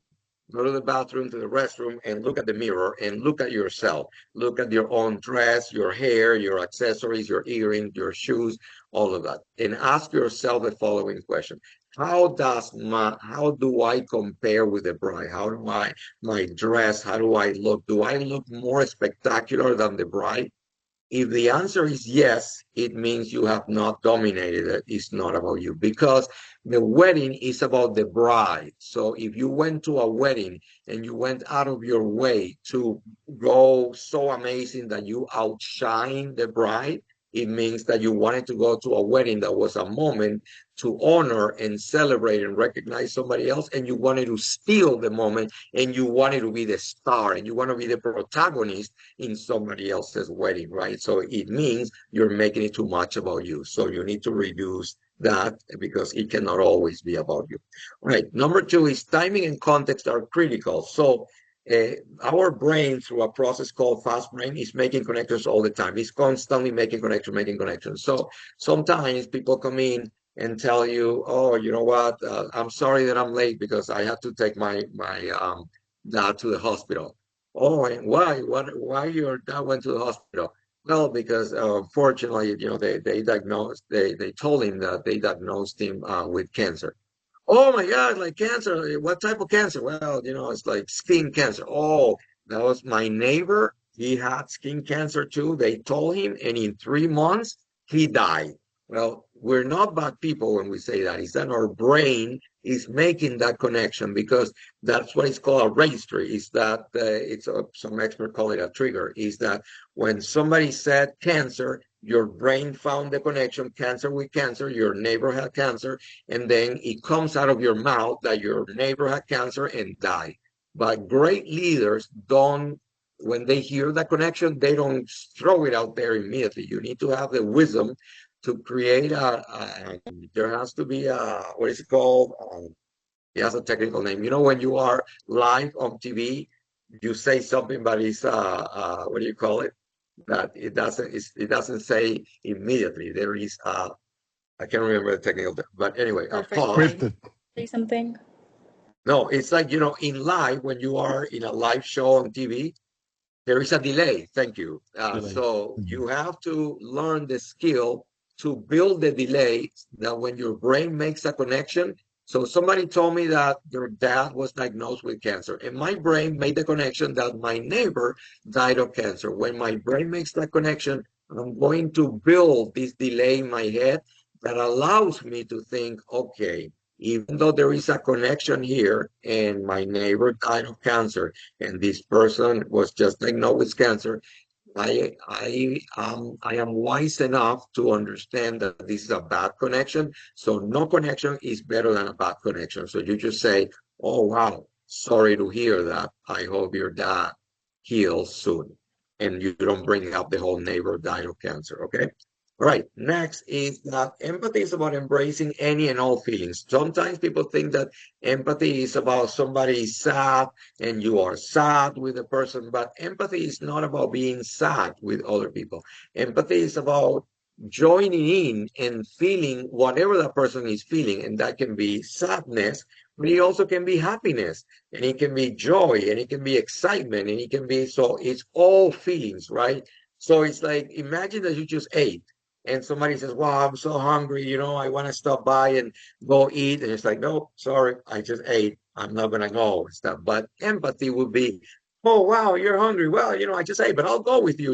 Maybe I'll order a cup of coffee and I'll sit with you. It's okay. Don't worry about it. Like, you can, oh, if you want, if you want to order a little more, you can share with me. We can pay between the two of us. I'll join you. I'll be with you." Right? It's like being able to join that person in what that person is feeling. If that person is feeling hungry, you can try to kind of join that person and feel it with them, right?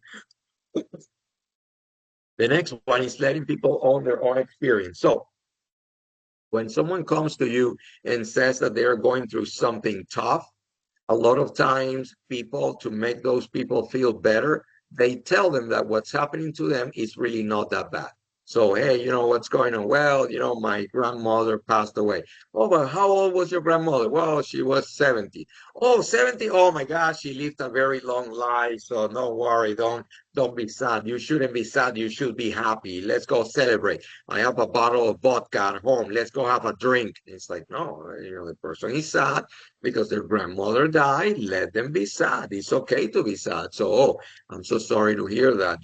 Can I sit here with you? Do you want to talk about it? Do you want me to leave? Do you want your own space? I can, right? It's like looking to allow that person to feel the emotion and to not tell the person that whatever is happening to them is not really a bad thing, right? because then we become like we're always with a silver lining, always looking for the bright side of things. Nobody can tell you something because anytime somebody tells you something, you always say, well, you gotta look at the bright side. So, wow, I was driving here, I was coming and I had a flat tire in the middle of the highway.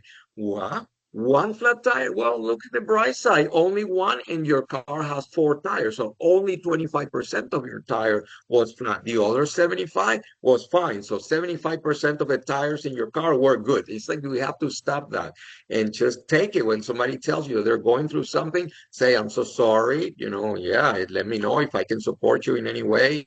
I'll be there with you, right? And then the last one is to be intentional. And this connects with empathetic concern, because empathetic concern, which is the highest manifestation of empathy, is about action and intentionality. So words are beautiful. You can tell people and make them feel good with words, but ultimately what changes the world, what makes the world better, is the intentionality that is followed by actual action, when we don't only say that we want to help, but we actually make the time and we engage physically and tactically to provide the help that we are offering. So with that, those are the 5 tips that I brought you as a gift to you. I am absolutely convinced, after training executives, everywhere in empathy, that if you practice the 5 tips over the course of the next few weeks and months, you will become a more empathetic leader. And at this time, I want you to take a minute, all of you, to think about which of these 5, go ahead and take a screenshot or write it down. But the 5 tips are: it's not about you. Timing and context are critical. Embrace any and all feelings. Let people own their own experiences and be intentional. Take a moment. Think about which one of these you would like to practice. It can be 1, it can be 2, it can be 3, it can be all of them. But I'm going to stop the sharing because I want to bring you all up with your video. And I want to ask you, I would like to ask for a brave volunteer that would like to say if you think that any of those 5 tips, if you practice them, that they may help you in your journey to become a more empathetic, more compassionate, and more effective leader. Who is the first brave volunteer from today? I go. I heard, okay, Carlos, go ahead. I'm sorry. I think right in my journey, as I continue to learn and inject myself in society outside the uniform, and based on my experiences, right, I seek happiness. I'm not looking for a job. I'm just seeking happiness and peace of mind after almost 3 decades serving. So I think being intentional is something that is going to help me to co-op with all the other 4s. But I have to be intentional, because if I don't Okay, have the intention to do it, it doesn't matter everything else. In my very case. good. I love it. So intentionality, highest manifestation of emotional intelligence. Carlos choice has chosen intentionality, tip number 5. And then, so Carlos, Prajita has raised her hand. And so Prajita, you're going to go ahead and share what is the one that you have. And then we're going to do something very fascinating here, is that Pradita and Carlos, you guys didn't know each other before this meeting, but you're now friends because you've been in this session together. It's about unity and connection and all that. So after this session, or during the session, you have to exchange contact information, connect on LinkedIn, because Aprajita is about to share with us what is the one of the 5, or 1, 2, 3, or 4, or all 5 that she's going to be practicing. And then you're going to reconnect in about a week or 2 when you have time. And you need to get together to discuss how is it going? Are you practicing? Are you getting better? Is it working? So Aprajita, you're going to hold Carlos accountable to see if he is in fact making the time to practice. And then Carlos is going to report to you whether he has seen an improvement in his intentionality. And then Carlos, you're going to hold Aprajita accountable once she shares now what is the one thing that you're going to work on. So Aprajita, any of those 5 tips can help you to be in your leadership journey? Yeah, I feel like, in my opinion, I should let people own their experience because if I see someone's feeling down, someone's feeling sad about something, like you said, their tire got deflated or something. So I would do anything for the person in front of me to feel better about the situation. But what if they want to dwell in that situation and, want me Exactly. to validate their feelings instead of helping me feel them, helping them feel better instead of just not validating their feelings. So I feel like I Very should good. just let people own their experiences, even if they're sad or, in a bad situation. Excellent. So I'm going to write here in the chat that we have. Okay, so we have Carlos chose number 5, and sorry if I am I was about to write it incorrectly. Uh, okay, I'm sorry if I misspelled it, but it's number 4. Okay, so here we have the first two. Here are the first two selections. Okay, who's next? Who wants to? So, Aprayita and Carlos, you guys need to exchange contact information so that you can follow up. Who are the next couple here? I need 2 brave volunteers. Who's the next one? Next person. Okay, Lorna, go ahead. Which one are you selecting? And you are on mute, so on mute. What is of the 5? Which is the 1, 2, or 3, 4, or 5 that you are selecting? Unmute yourself. On mute. You are on mute, Lorna. Intentional. Intentional. Very good. Number 5, just like Carlos. So, who choose somebody from the call? Choose somebody there that you want to work with.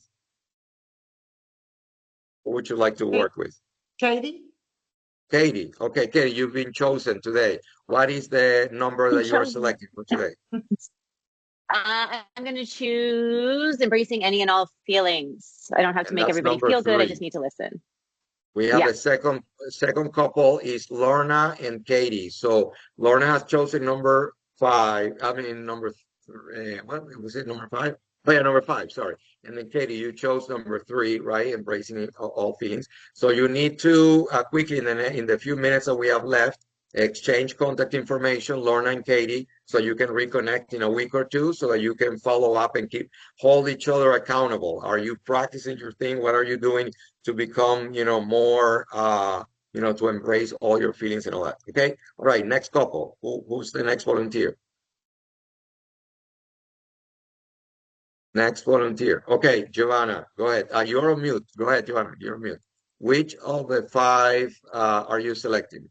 You are on mute right now. Okay, go ahead. I'm gonna say, since I'm in a different role at this time, I'm going to say it's not about me, not about It's not you. about you. Number 1. Yes. Beautiful. And select someone from here. Select, choose one of these beautiful candidates that we have here. I guess Armando Padron. Armando, you've been chosen. Go ahead. What is your number, Armando? What That are you that's the choosing? same one. That's the same one that I want to work on. It's not about Number me. 1. So we have the third couple is Giovanna and Armando. You guys need to exchange contact information quickly so that you follow up in about a week or two and see, Yeah, and this is easy because you have 1 in 1. So it's about, are you guys yeah. making it less about yourself, or do you still continue to be all about yourself? Okay, who's next? I see Adriana. I see I go. Fernanda. Moises. For Adriana, me, you're next? yeah, for me it's number 4 because I'm trying to saving everybody always. Or you're lying to people, telling them that the things are really not that bad when they really are. Okay, now choose somebody, Adriana. Choose somebody. Um, Moisés, Moses. Oh, is it Moises? Moises? Moisés, Okay, go ahead, Moisés. Moises. Saludos. How is it? How Moisés. is it? Moises. Okay, Moises. So what do you choose? Which of the 5 tips are you choosing to work on? Not about me. It's not about you. So that's number 1. Okay, so this is the 4th couple. I don't even know. Oh, it's not about you, it's number 1. So Adriana is going to be working on number 4, which is let people own their experience. And Moises is going to work on number 1, which is it's not about me, right? Okay, so Ben has to go. Okay, good. Anybody that hasn't been, so Alfonso, I see you here in Fernanda. Fernanda and Alfonso, are you guys able to speak or open your microphones? You're the last ones here so that we can close our session today. Alfonso, and then Fernanda, are you in? Can you turn in your camera? Can you hear us? Can you talk? Let's see if Fernanda is active or inactive. Fernanda, are you active or inactive? Otherwise, you'll have to work with me, Alfonso. Well, we have David Olivos. David Olivos, are you active or inactive? Are you with us? Okay, David is here with us. So go ahead, Alfonso. Alfonso, start, select which of the five, and then you'll work with David. So go ahead, Alfonso. Remind me of what are the five ones? Yes, so number one is it's not about you. So it can't be making everything about you. Number two, time and context are important. You cannot be making that connection. Oh, you have cancer. My dad died of cancer. And then the number three, experience all feelings. No, it's not only about sadness, it can also be about happiness. Number four, let people own their experiences. Don't tell people that what is happening to them. Don't gaslight people that when they tell you they're going through something, don't tell them that there's something is really not something. And then number five is be intentional. Which one do you want? Yeah, intentional. I will go with intentional. Okay, number five. And then, so we're choosing David for you, David Olivo. So David, what do you want to go with? You're on mute, David.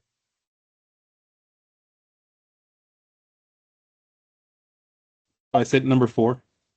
Let people own their own experience.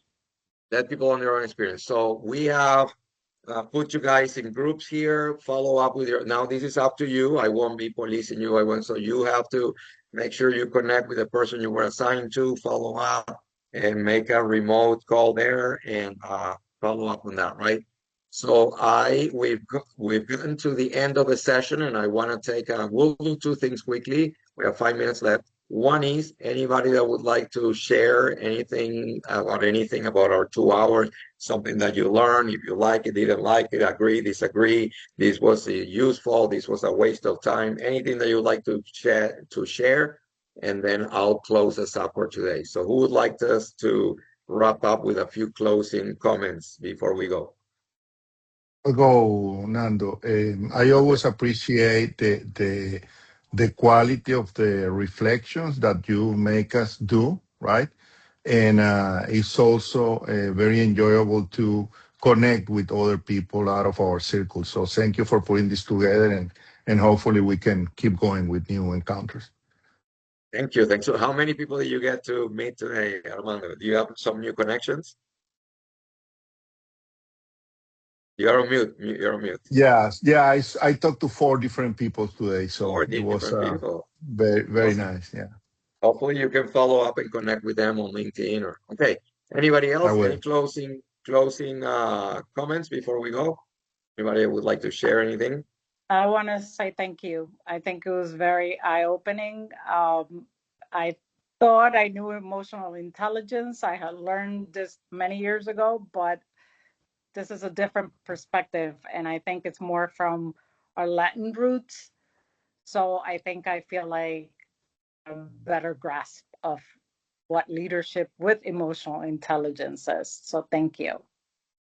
You, Joanna, very beautiful words. I appreciate that. All right, we have just a few more minutes for anyone to, anybody else, Katie, Lorna, David, Aprajita, anything else that anybody would like to say before we go? Yeah, it was really informative, and I got to know about so many new things and how I am as an emotional person, high sensitivity or low.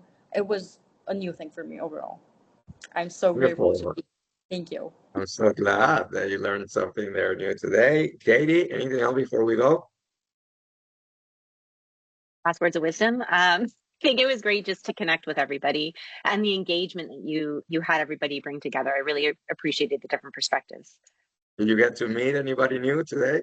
You have a new, I did, yeah, so a few many. folks, few more connections, which is great. Well, you gotta follow up and do those LinkedIn connections. David, anything before we go?